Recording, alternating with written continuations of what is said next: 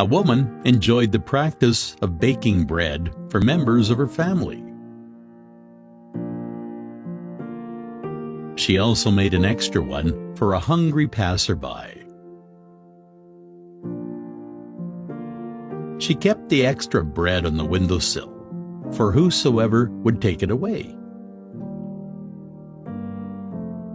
Every day, a hunchback came and took away the bread. Instead of expressing gratitude, he muttered the following words as he went his way. "The evil you do remains with you. The good you do comes back to you." This went on day after day.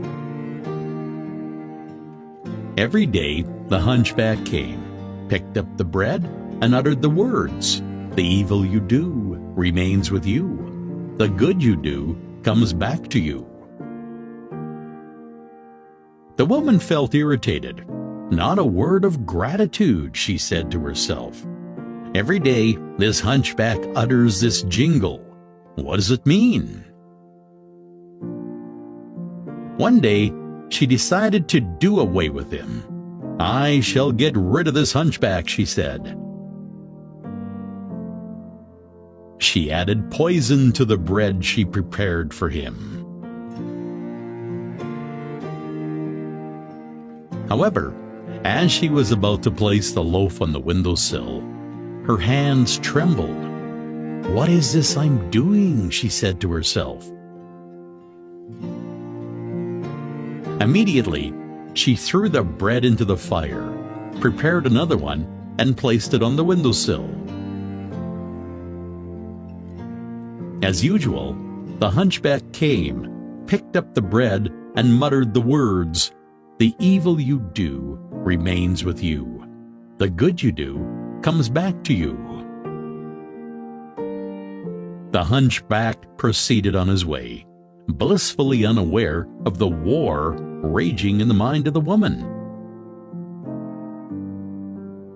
The woman had a son who had gone to a distant place to seek his fortune. For many months, she had no news of him, and she prayed fervently for his safe return. That evening, there was a knock on the door.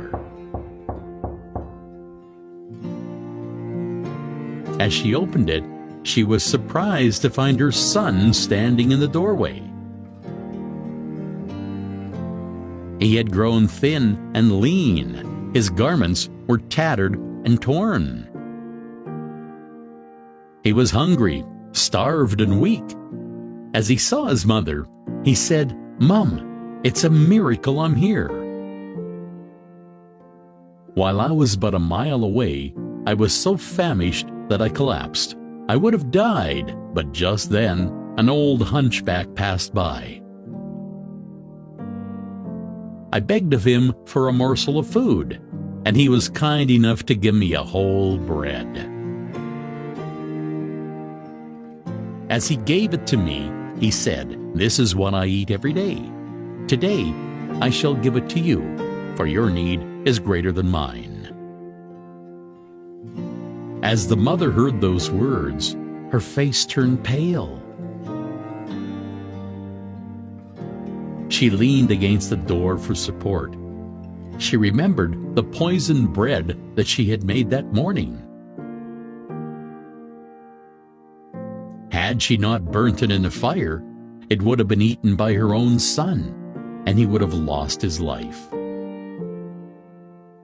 It was then that she realized the significance of the words, "The evil you do remains with you. The good you do comes back to you."